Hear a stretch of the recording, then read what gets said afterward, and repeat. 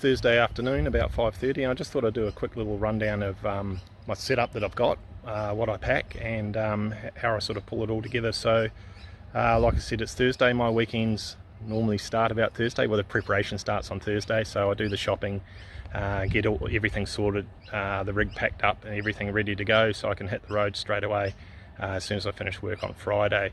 That way also helps because you don't tend to forget things, which if you're in a bit of a rush on the Friday afternoon, there's always something I'll forget. So pretty basic setup. So we'll just run through everything. So just the general food and stuff that I get. I tend to buy too much. I do that on purpose. Also got this bag here. I have two of these. I'm just taking one with me today that has canned goods and everything else like that. So I keep two of these in the house. It's one thing COVID taught us to, make sure you got some supplies on hand. But the beauty of these is easy to grab. You can use them, take your cans out and stuff like that and use them during the year and replenish them. But what it's doing is it's giving me enough food with the dry goods I have on board easily for 2 weeks. Now on this trip I'm within recovery range for somebody taking the cell phone, so I definitely won't be out for 2 weeks, but it's a good habit to get into. And like I said, you can keep stuff in the house like that easily in those King's little bags, Clearview bags, and make sure that you're prepared come what may. So the other things I take is I've just got pillows and a bit of spare clothes in there. I always take this solar blanket, not that I generally have to use it, detector, a few clothes and stuff in there. And I've also got this little companion evaporator cooler, which is an amazing little machine. So the beauty of these is they do have a battery inside them that's rechargeable, lasts for about 6 hours on high, got two fan settings. And the beauty of them is that this little base drops out, so you can fill that full of ice and then put a bit of water in there, and I tell you what, that's toasty cold. I also have a cigarette adapter for that, so I can plug that in. I've got it extended the cord so I can run it all night if I have to, or during the day. Tank will often hop in the swag when it's really hot and close down the flaps, and he'll sit in there, so it keeps it nice and cool for him, and I can go off and do a bit of prospecting with something like that, knowing that he's happy and safe inside the swag. So this is the setup. So it's pretty basic. I was running two 400 amp hour lithium batteries, but I did have an older solar which wasn't really keeping up, so I've replaced the solar, cut back down to the one battery. I haven't really worked out, it's one bit I've got to do. I've got to work out where I'm going to place this eventually. I do have, if you can see here, one of the newer purchases was the kick-ass hub, and love it. A really good investment, probably one of the best investments that I have brought. So really easy to set up. Solar, connect in through the Anderson, main battery, connect in through the Anderson, and that gives you your DC to DC as well. Now I do have that connected to a rocket switch up the front, so I can flick it off and on, or you can connect it through a 3-pin Anderson plug and have the live wire to the ignition. But I just like to be able to control, if it's a really hot day, there's no use running the DC to DC, although it is a smart DC to DC, and you can choose a solar priority.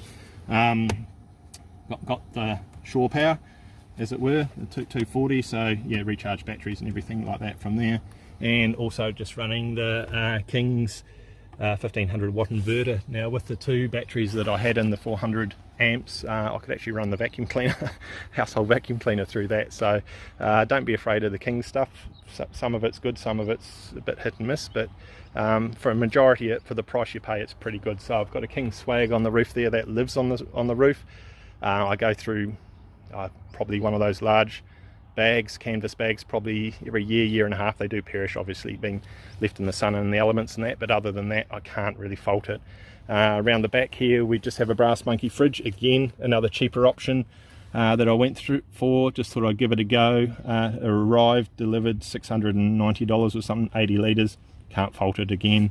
King's drawers, you think I'm plugging Kings, but yeah, no, they've been fine too. These are about 4 years old, and there's a heap of weight in here. This is all my tools, and I've got all the battery operated power tools, rattle guns, everything in there. Like I said, this is 1300 long, so it's the full length. So yeah, plenty of stuff in there. So that's it, pretty much my setup. I do have the King's awning. Again, not trying to flog King's stuff, but that awning has blowing over the top of the car 3 or 4 times in high winds in the middle of the night that have crept up. You know, nice and calm when I went to bed, didn't have it roped down. Here almighty crash, it's gone over the roof, and look, it's still going. So for the $80 or something I paid for it, you can't really complain. So like I said, this is pretty much how my weekends start. Sundays when I get back, I go over the car in full, get underneath it, grease everything, check everything so I know everything's right before I head out. It's a 23-year-old car now, so yeah, they do require a bit of maintenance, but it just shows you if you look after them, they'll look after you. For example, I did a trip a few years back, did the Canning stock route up through around Kununurra, and then come back down the Gibb River Road and had 0 issues, no punches, no mechanical issues, no anything. And I was actually towing this older camper trailer here too, which is quite an effort to tow through the Canning stock route up over those sandhills. For any of those of you watching that have done it, you'll understand. Yeah, it was a fairly big haul and a fairly big ask in some places, but yeah, we made it through. So this is me, this is the start of my weekend, as it were. Thursday night, finish Friday, jump in the car, I know everything's there. I found if I do it this way, I'm more relaxed, and I don't, you know, if you finish work and you're in your rush, you might not finish work on time or something, there's bound to be something you'll forget, and it'll tend to be something a little bit crucial. So other than that, this is us. We'll get packed up, and we'll do some videoing on Friday on the way out and see how the rest of the weekend goes. No worries. Righto, here we are. So it is finally Friday afternoon. Had an early start today, had to shoot over to Karratha, so up out of bed at 5 o'clock, there and back. Hit the road about 3 o'clock this afternoon. We've done about an hour and a half of driving, so we're well into where we're going to camp up tonight. So tank's awake. So hey, look, I played back that bit of intro that I shot yesterday with my setup and pack up and everything else like that. I realise I'm going to get a bit of flack for that. It sounds like I was pushing King's products. That wasn't the point. Yes, I do have some King's products. They've served me really well. I guess the whole point of it is that their price point is really reasonable. Some of their products are substandard, I understand that, but for me the products that I have now and have run in the past have been really, really good. And I guess at the end of the day, it keeps the other buggers honest, right? Their price point has put pressure on the bigger, more expensive companies, and brought down their pricing as well. So at the end of the day, it's made it more affordable to just set up a basic touring package and stuff like that. So, you know, all credit to them. Example, my swag, I brought that, the Big Daddy Deluxe, the first year they came out. I'm guessing 12, maybe longer, 12 years, maybe more. I think it was $400 delivered back then. Like I said, it lives on the roof of my car. I'm out bush 40, 50 weekends a year, plus all the big trips I do. Mostly I use my swag. If I'm going for a bigger trip, I'll take the camper trailer. But you know, at $400 and got 10, you know, plus years, 13 maybe years out of it, can't complain.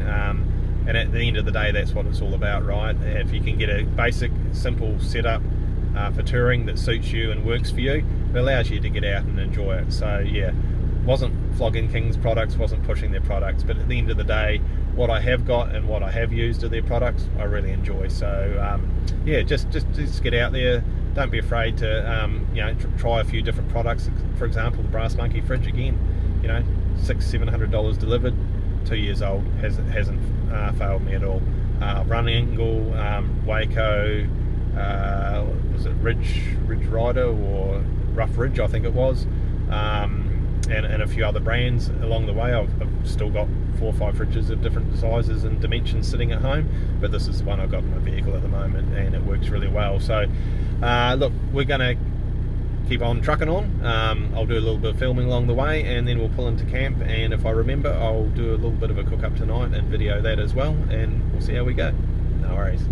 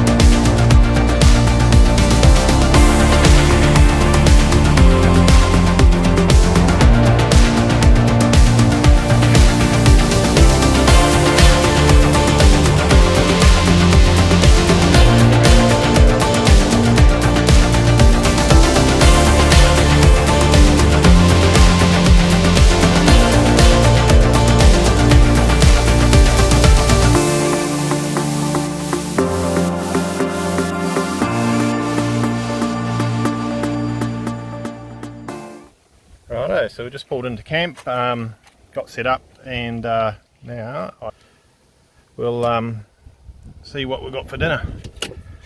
Again, I'll be cooking on the coals, so like I said, I do pretty much all my cooking on the coals. Got to have the wraps, always handy. I reckon might cook this boneless, what is it, a boneless chicken roast with apricot and herbs. So yeah, we'll give that a go in the coals, see how that goes. Alright, we'll get that in the go. So again, obviously I'm just going to do everything in tinfoil on the coals. Still got to get some firewood yet, so we'll get this set up. Just basic salt, pepper, a little bit of chilli. Old Gobble Guts there is thinking it's about his dinner time, so having a big dog is a bit expensive, so this is his dinner for tonight, so, and that's my dinner. So although I'll use that for wraps and stuff tomorrow, so yeah, it costs just as much to feed him as it does to feed me. What do you reckon, Tank? Hey? We're for Gobble Guts, aren't you? Come on then, come down and have your dinner. That time of the evening, gonna get a bit of a feed on. So like I said, I've just double wrapped chicken. That's going to take about I reckon about 45 minutes, maybe 40 minutes. I'll take it out, let it rest for a few minutes. So just as simple as grabbing the coals, get the coals through there, putting the chicken in like that, and covering it in coals. And I'll do the same with the potatoes. So potatoes 20-25 minutes like we did last weekend, or the weekend before was. So now I have actually cooked these chickens at home before and struggled with them a little bit because the outside seems to cook and then the inside seems to be a little bit pinkish. So I have also cooked them out bush before, and this way it actually works out a lot better than what I've managed to do inside at home. So yeah, look, 40 minutes, 10 minutes to rest, and that's going to be bang on the money. So I'm going to go back to the camp, set up over there, and yeah, we'll just chill out, listen to an audiobook. I'm a big fan of audiobooks, normally just listen to them when I'm out bush, and have a few drinks and just wait for while this cooks. So you can't get anything more simple, you know. Get your fire going, 2 layers of tin foil, chuck it in there, 40-45 minutes, and you're done.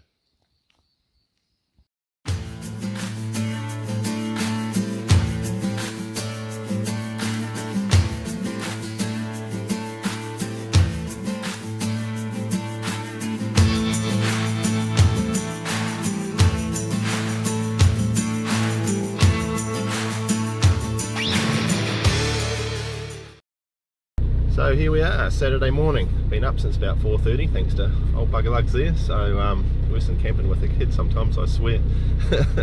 Never mind, got me up and out of bed early. Look, wind's starting to pick up. We've had a week of no wind. Last time I was out here, I kept saying I was going to put the drone up, and it was really windy, which was really disappointing. So I'm going to try and do that on this trip, and see if there's anything that's that I can pick up through the drone that might be worth pushing a track down into and having a bit of an explore. So yes, just looking at the bushes around here now, going bugger, it's starting to get a bit windy, but that's the plan, and we'll also do a bit of prospecting along the way and see how we go. So keep you updated.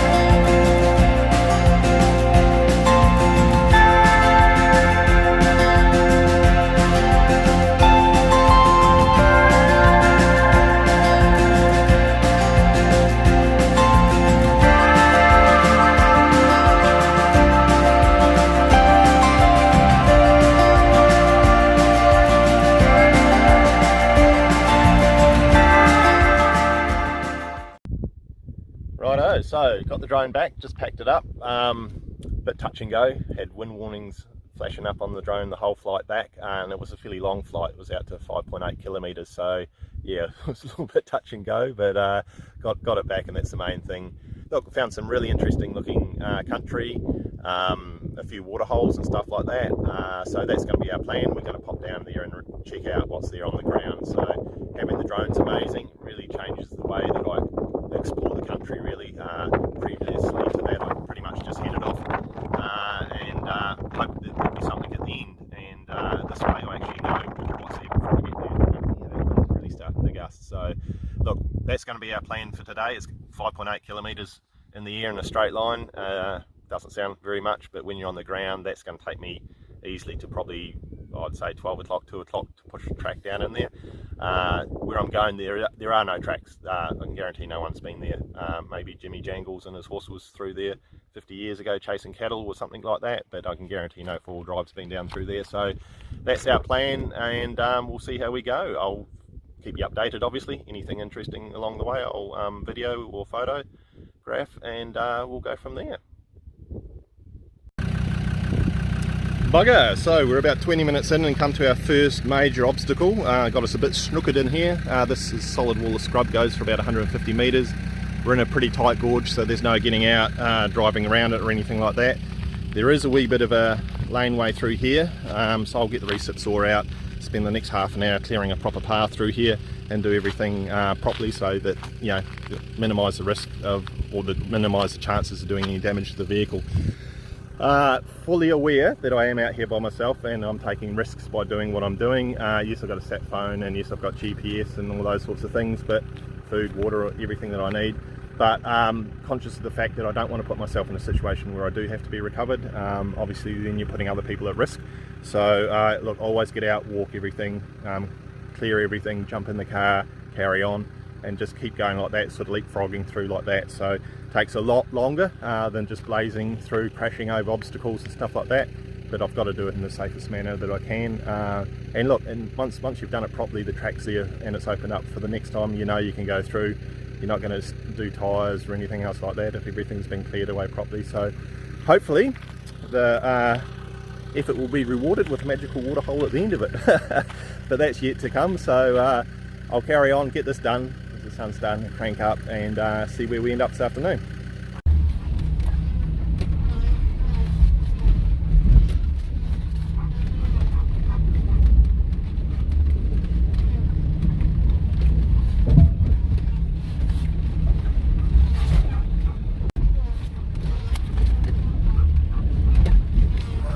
So we've been going for a while, got through that first obstacle, and just had to go around another bit through some fairly heavy boulder country, but now hopefully we've got some open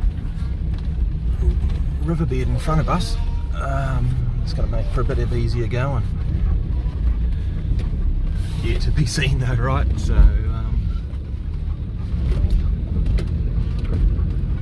a little bit of a soak down here, but I might let tank out and have a bit of a play around on that, and then we'll carry on up a bit further. So we made it. A little bit breezy, so hopefully that doesn't interrupt the mic too much, but yeah, look at this.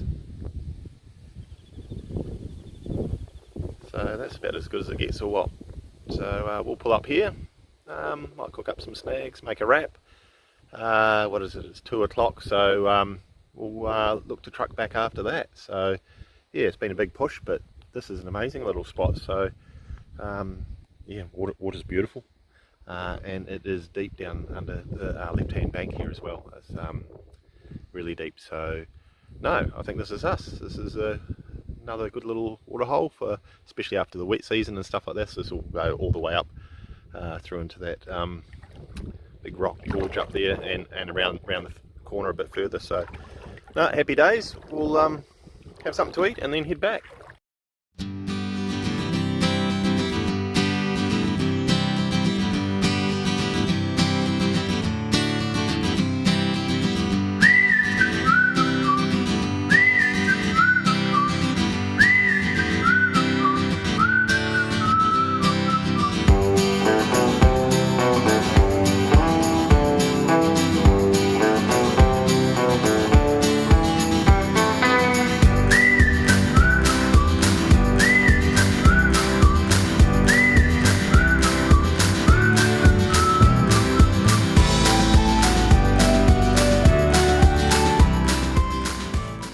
into camp. It's about 3 o'clock, so we had a good run back actually. It was really good, so just going to make a bit of a wrap, just leftovers from last night's dinner.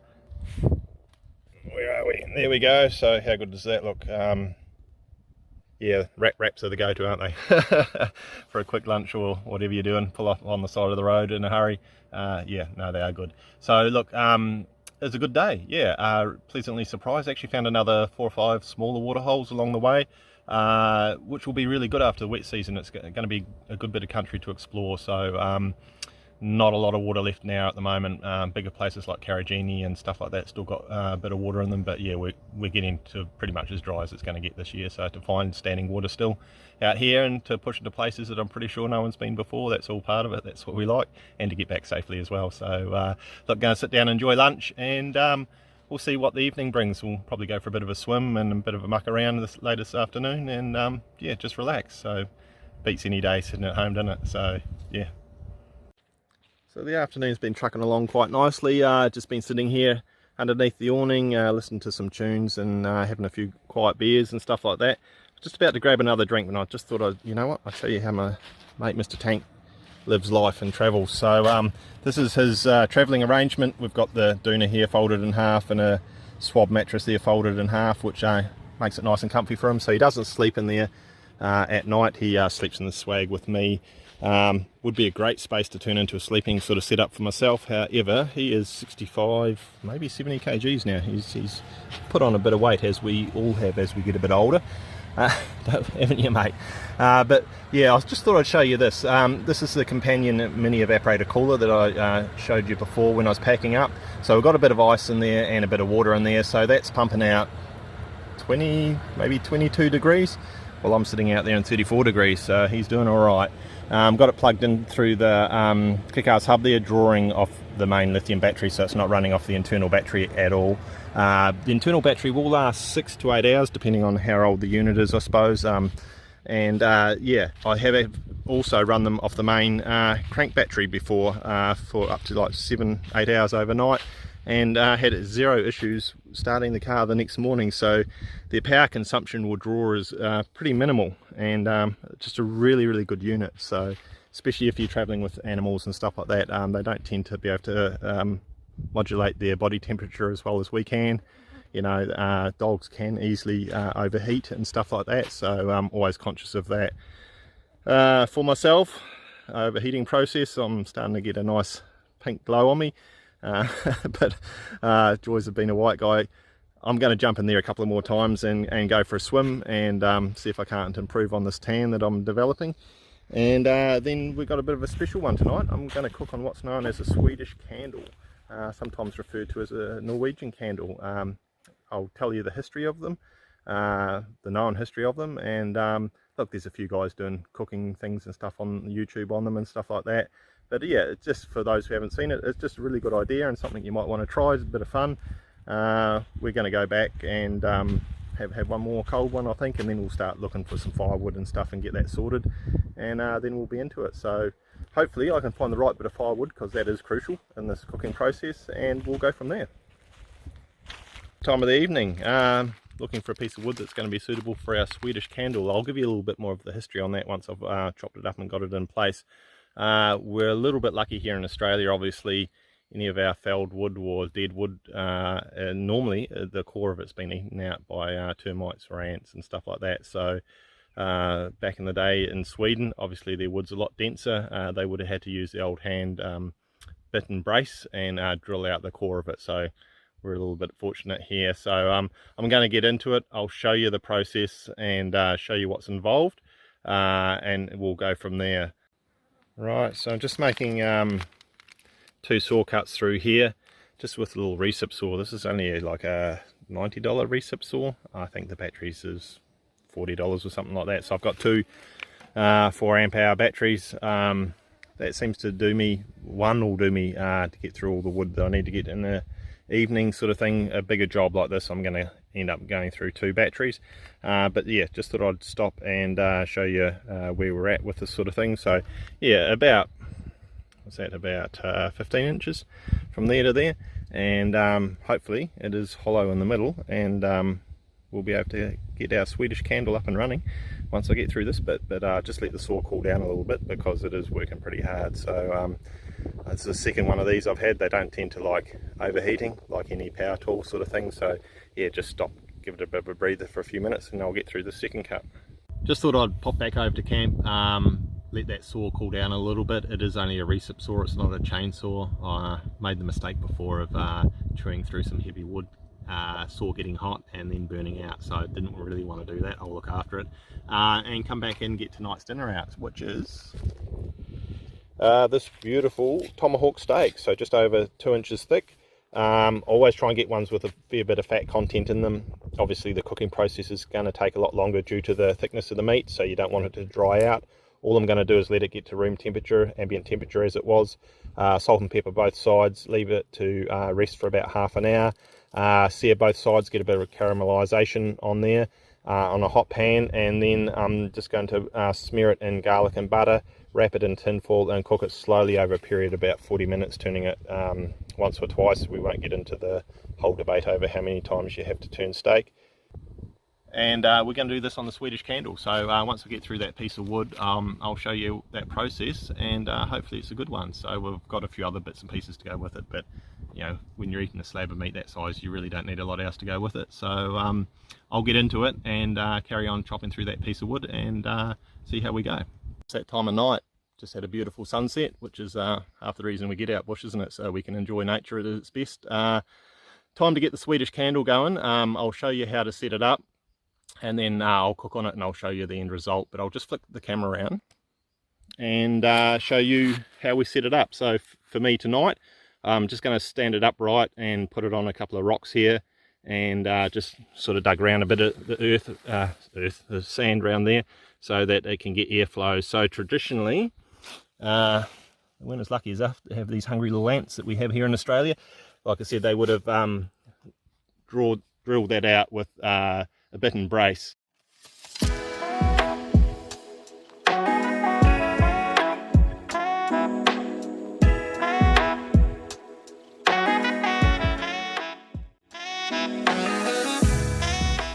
Down pretty tight, which you need to do to get it going, because obviously if it's nothing up against the sides, the core center is not going to actually light or catch fire.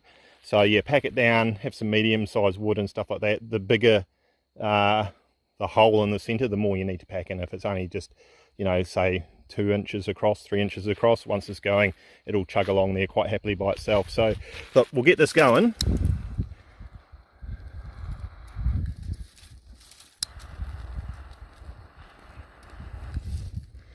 And once it catches properly, we'll show you how it goes.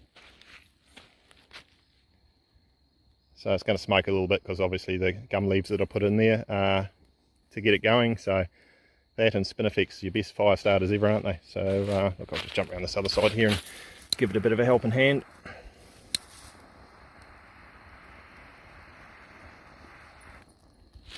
And yeah, and obviously you can regulate it too by letting air in and out as to how fast you want it to burn, by blocking that up with a bit of sand or anything else that you want to do. But look, we'll get this going and let it burn down, start getting a decent solid flame on it, and then we'll cook dinner. And this is the end result. So got a little bit of stuff burning around the side there, but look at that, roaring away, as good as any old potbelly stove.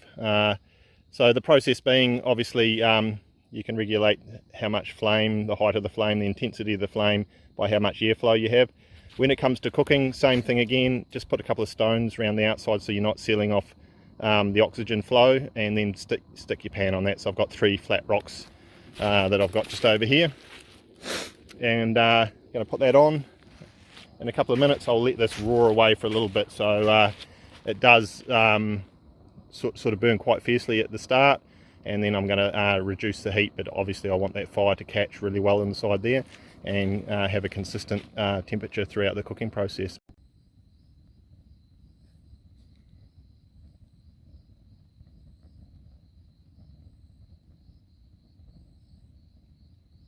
So we're about 5 or 6 minutes in. Got some coals happening down on the bottom, so you do need to get a few coals down on the bottom with the smaller wood and stuff like that to actually get this going. So look, there's no petrol in there, there's no diesel in there or anything else like that. This is just it. So really good system. The heat that comes off this is actually quite surprising, like easily 3 times what you get off a normal fire. Not sure why that is, and like I said, look, minimal smoke, like really is nothing that you'd be hopping around in your camp chair all night trying to avoid. I'm going to let this burn for another 4 or 5 minutes because I had a late lunch. I'm not really that hungry at the moment. I'll get this burning really well, and then I'll start reducing the airflow through the bottom there, put the rocks around the top there, get the pan nice and hot, and sear the steak both sides like I said I was going to do, and then reduce the heat even more. So look, this piece of wood will still be here tomorrow. I'll douse it out tonight, and it'll still be there for next weekend. So look, really amazing what you can do with a single piece of wood. Get around it. I know everyone who's seen this now, the first thing they're going to do next time they go camping is give this a go. It's a bit of fun, kids will love it, and like I said, it's easy, right? So one piece of wood, and this will last me 2 weekends easily with this piece of wood. So I'll show you what my dinner looks like. It's probably going to be a late one. It's probably going to be about 9 o'clock by the time I get to sit down and actually enjoy my dinner, but that's okay. So yeah, it's been a long day, 4:30 start, thanks to Tank, but yeah, can't really complain about that because we've got a lot done today. Otherwise I would have still been in bed, right? So look, I'll leave this burning, like I said, regulate the heat, and then I'll get into it and start cooking. Right, that's about ready to put the pan on, and you can see that's glowing red hot. Looking at this piece of wood, I reckon I might even get 3 or 4 weekends out of this.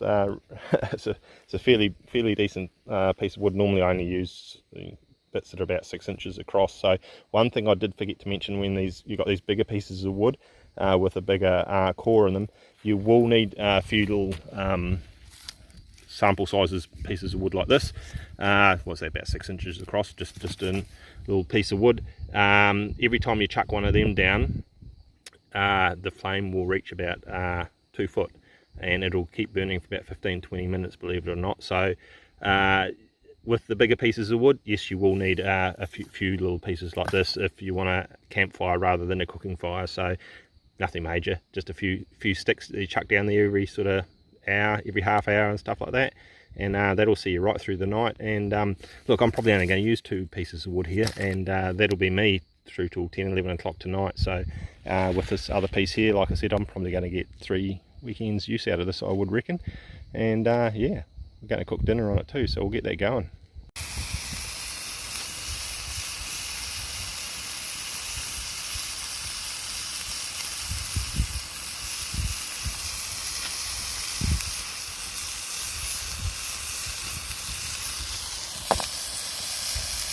Got to be a little bit careful because there's a plastic handle on this one, but yeah, as you can see, plenty of heat in that, and going to cook nicely.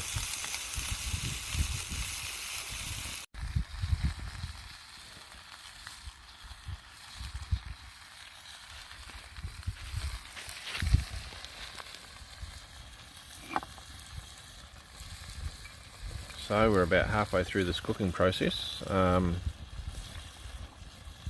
Before I call it a night, I'll show you what happens after this is cooked, obviously. Show you what happens when I put in one of these 6-inch cores of wood. You'll be quite surprised. It turns into a mighty big flamethrower. So look, this has probably got another 15 minutes to go, and then we'll plate up and we'll have dinner. And then, like I said, I'll end the night by chucking in one of these, and you can see what happens.